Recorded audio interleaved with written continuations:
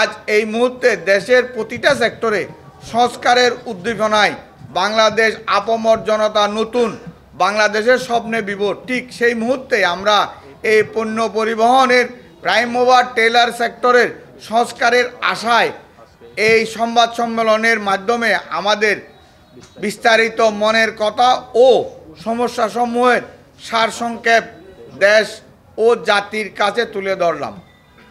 আমাদের উল্লেখিত 11 দফা দাবির সমস্যাসমূহের যদি আগামী 9 ফেব্রুয়ারি 2025 তারিখের মধ্যে সমাধান করা না হয়, আগামী 10 ফেব্রুয়ারি 2025 তারিখ রোজ সোমবার সকাল 6 ঘটিকা হইতে পরবর্তী 48 ঘন্টা লক আউটের মাধ্যমে গাড়ির বন্ধে কর্মসূচি পালন করা হবে।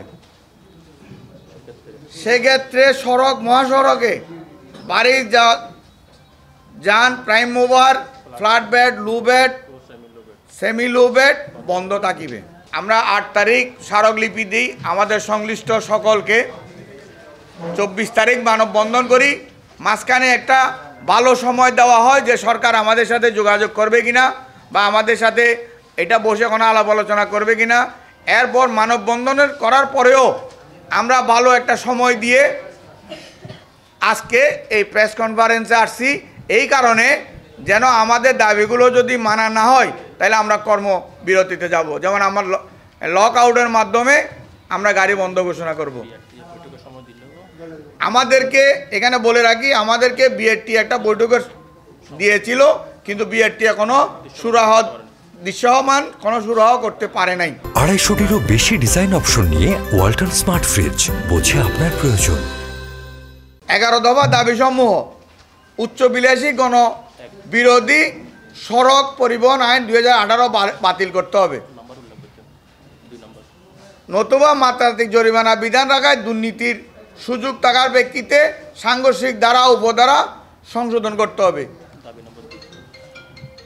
উচ্চবিলাসী গণবিরোধী আইন আমরা এটাই বলেছি, সেটাতে 3 লক্ষ টাকা পর্যন্ত জরিমানা রাখার বিধান রাখা হয়েছে। তাইলে আমাদের এই পণ্য পরিবহনে আমরা 3 লক্ষ টাকা তো 3 মাসও ইনকাম করতে পারি না, তাহলে কিভাবে এটা হয় সেটা আপনাদেরকে আমরা অবহিত করতে চাই। নতুবা মাত্রাতিরিক্ত জরিমানা রাখাতে যেই মামলা দিচ্ছে সেই আবার ওই মামলা ভাঙাচ্ছে। অর্থাৎ যেই মামলা দিচ্ছে ও বলতেছে আমাকে 5,000 টাকা দিলে আমি মামলাটা ভাঙিয়ে দিচ্ছি। এই জন্যই আমরা বলছি যে ধারাগুলো সংশোধন করে সহনীয় পর্যায়ে যদি হয় সংশোধন করে তাইলে হয়তো এটা করা যাবে। ট্যাক্স এবং আমরা ট্রান্সপোর্টে 15% ভ্যাট এবং 5% ট্যাক্স দিই। তাহলে যদি বাসের জন্য ভাড়া নির্ধারণ হয়, নৌ পরিবহনের জন্য ভাড়া নির্ধারণ হয়, আমাদের এই গাড়িগুলো সর্বোচ্চ অবহেলার শিকার পণ্য পরিবহন। যদিও সরকারের অন্যান্য সেক্টরে ভাড়া নির্ধারণের আছে, যেমন টিসিবির আছে, সুগার মিলের আছে, বিআরটিসির আছে, অন্যান্য প্রত্যেকটা সেক্টরে ভাড়া নির্ধারণ আছে, কিন্তু আমাদের ভাড়াটা আমরা চাই সরকার আমাদের ভাড়া নির্ধারণ করে নীতিমালা প্রণয়ন করে দেখ। 3 নাম্বার, পূর্বে রেজিস্ট্রেশনকৃত প্রাইম মুভার ও টেলার বিএডটিএ কর্তৃক একই রেজিস্ট্রেশনের আওতায় আনতে হবে এবং 20 ফুট কন্টেইনার বাহী গাড়ি প্ল্যাটফর্ম নামকরণ উল্লেখ করতে হবে। আমার এই গাড়িগুলো পূর্বের যে আমরা 5,000-এর অধিক গাড়ি বলেছি, এখন ওনারা বলতেছেন নতুন করে রেজিস্ট্রেশন নিলে 14 টাকা লেগে দিবে, কিন্তু পুরাতন গাড়িগুলো কী হবে সেটার ডিসিশন 2016 সাল থেকে এখনও পর্যন্ত আমাদেরকে দেয় নেই।